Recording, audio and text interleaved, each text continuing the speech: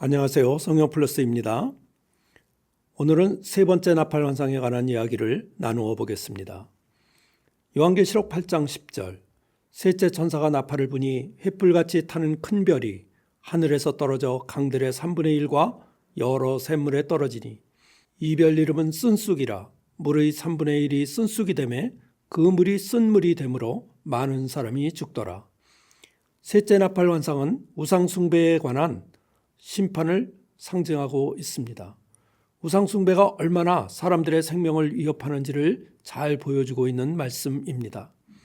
여기에서 큰 별이 떨어진다고 하는 것은 엄중한 하나님의 심판을 보여주고 있습니다. 그렇다면 그 큰 별은 무엇일까요? 이사야서 14장 4절 말씀. 너는 바벨론 왕에 대하여 이 노래를 지어 이르기를 너 아침의 아들 계명성이여 어찌 그리 하늘에서 떨어졌으며 너 열국을 엎은 자여 어찌 그리 땅에 찍혔는고 라는 말씀이 있습니다. 하나님은 바벨론을 계명성이라고 부르고 있습니다. 바벨론은 샛별과 같은 존재로서 열국을 엎은 자였습니다. 그래서 바벨론의 왕은 교만하여 하나님같이 되려고 하였습니다. 그 결과 그 계명성과 같은 바벨론은 멸망을 당하게 됩니다. 하나님은 하나님같이 되고자 하였던 바벨론 왕을 하늘에서 땅으로 떨어진 별처럼 되게 하시겠다는 것입니다. 이러한 이사야의 상징적인 그림 언어는 우상 숭배와 교만에 빠진 바벨론에 대한 하나님의 심판의 말씀을 보여주고 있습니다.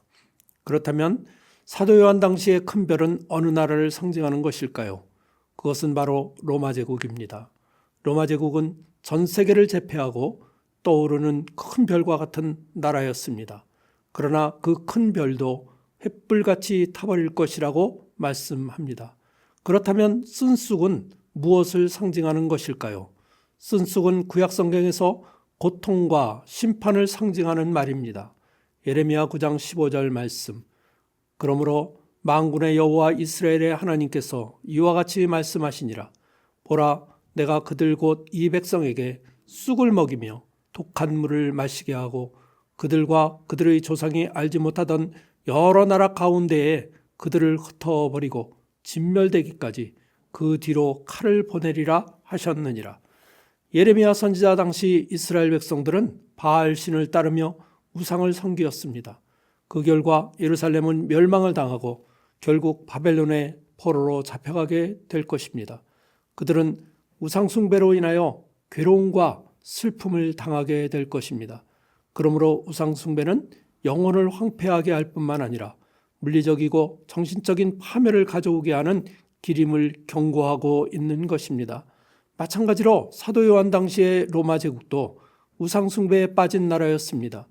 로마 황제는 자신을 신으로 섬기라고 강요하였습니다. 그리고 그들은 불복종하는 하나님의 백성들을 핍박하고 탄압하였습니다. 그들은 로마 황제만 아니라 그리스 신화나 로마 신화에 나오는 온갖 종류의 신들을 섬기었습니다. 그 결과 그 당시 온갖 우상을 숭배하던 로마 제국도 멀지 않아 결국 멸망하게 될 것을 경고하고 있는 말씀입니다. 그렇다면 오늘날 이 세상은 어떠한가요? 오늘날도 이 세상은 온갖 우상들로 가득 차 있습니다. 오늘날 우리들은 우상하면 일반적으로 신상이나 조각성을 떠올리고 있습니다. 그러나 미국의 신학자 트레빈 왁스나 딘 켈러 목사님은 현대인들이 따르는 우상은 성공과 돈과 사랑과 권력이 있다고 말씀하고 있습니다. 이러한 것들이 오늘날 모든 사람들의 신이 되어 있다는 것입니다. 그러한 것들이 사람들의 행복을 보장해 줄 것이라고 믿고 있기 때문입니다. 그러나 팀 켈러 목사님은 이렇게 말씀합니다. 내가 만든 신은 반드시 나를 배신할 것이다. 그 어떠한 성공 신화도 인간을 만족하게 할 수 없습니다. 풍족한 소유도 영혼의 헐벗음을 면치 못하게 할 것입니다. 권력의 의지는 인간이 갖고 있는 두려움의 또 다른 얼굴입니다.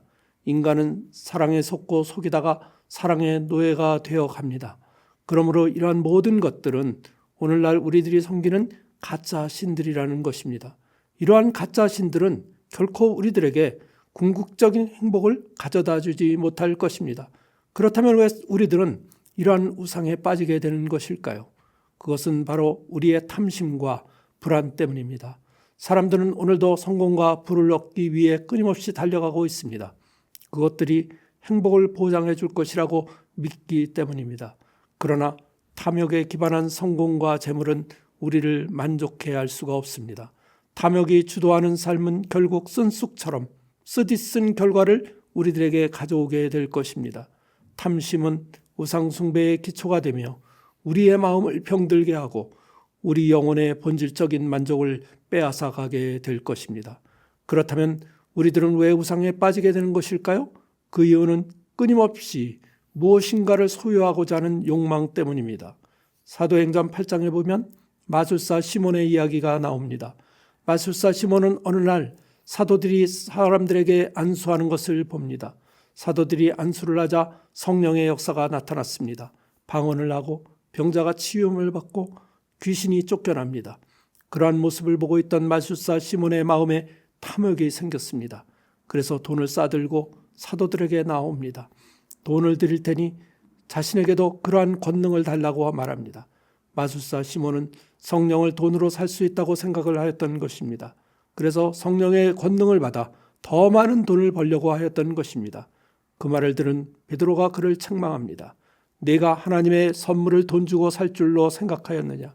내 은과 내가 함께 망할지어다. 마술사 시몬은 성령 받기를 원하였습니다. 그러나 그에게 성령은 그의 탐욕을 채우기 위한 하나의 도구였습니다. 그에게 신이 돈이었기 때문입니다. 그 결과 그는 그 돈과 함께 망할 것이라는 책망을 받게 된 것입니다. 그래서 사도 바울은 이렇게 말씀합니다. 탐심은 우상 숭배라고 말을 합니다. 우리의 기도가 우리의 믿음과 헌신이 탐심으로 인하여 하나님보다 다른 것을 더 섬기게 된다면 우리는 하나님 대신에 우상을 섬기고 있는 것입니다. 인간의 마음은 우상 공장이라는 표현이 있습니다. 우리의 마음 안에는 우상이 가득하다는 말입니다. 우리들은 우상하면 조각상이나 신상을 떠올리지만 우리 마음에는 내적 우상들이 산재해 있다는 의미입니다.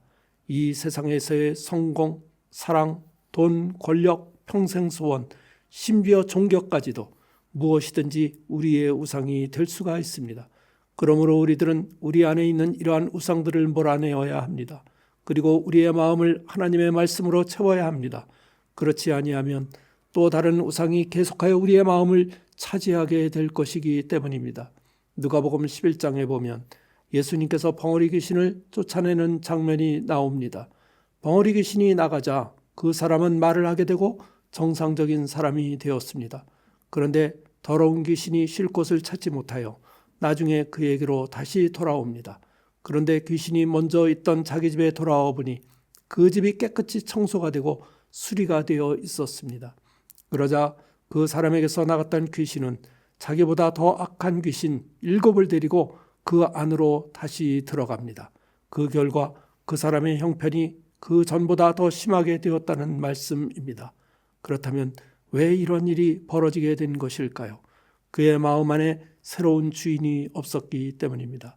그의 인생을 주관하는 하나님이 계시지 않았기 때문입니다. 그의 마음을 주관하는 새로운 주인이 없자 그 귀신은 자기가 주인 노릇을 하고자 더 악한 귀신 7을 데리고 들어간 것입니다. 우리들이 우리 마음 안에서 우상을 몰아내려고 하는 노력은 중요합니다. 그러나 우리의 마음을 텅 빈 상태로 놓아두면 위험합니다. 또 다른 우상이 우리의 마음을 다시 차지하게 될 것이기 때문입니다. 그렇다면 우리들은 우리의 마음을 무엇으로 채워야 할까요? 이 세상에 있는 어느 것으로도 우리의 마음을 채울 수는 없습니다. 왜 그럴까요? 인간의 생명은 온 천하보다 귀하기 때문입니다. 만일 우리들의 마음을 채울 수 있는 것이 있다면 그것은 우리의 생명보다 더 크고 귀한 것이 되어야 합니다. 그런데 그러한 것이 이 세상에 존재할까요? 없습니다. 만일 있다면 그것은 창조주 하나님이십니다. 창조주 하나님은 전능하시고 영원하신 분이시기 때문입니다. 하나님은 우리의 생명을 영원토록 보장하여 주실 분이시기 때문입니다. 야고보 사도는 이렇게 말씀하고 있습니다. 야고보서 1장 17절 온갖 좋은 은사와 온전한 선물이 다 위로부터 빛들의 아버지께로부터 내려오나니 그는 변함도 없으시고 회전하는 그림자도 없으시니라. 인간에게 필요한 모든 것들은 다 하늘에 계신 하나님 아버지께로부터 오는 것입니다. 그러므로 우리들은 오직 성삼위 하나님만을 의지하고 섬기며 살아가야 합니다. 그래야 우리들은 주님이 주시는 평안과 충만한 기쁨을 누리며 살아갈 수가 있기 때문입니다. 그리고 우리의 마음을 하나님의 말씀으로 채워나가야 합니다. 하나님의 말씀으로 우리의 마음을 채우지 아니하면 탐심과 불안이 줄어들 수가 없습니다. 성경을 읽고 묵상하며 기도할 때 진정한 평안을 얻을 수가 있을 것입니다. 또한 주어진 것에 만족하고 감사하는 생활도 중요합니다. 그래야 우리들이 탐심에 빠지지 않을 수가 있기 때문입니다.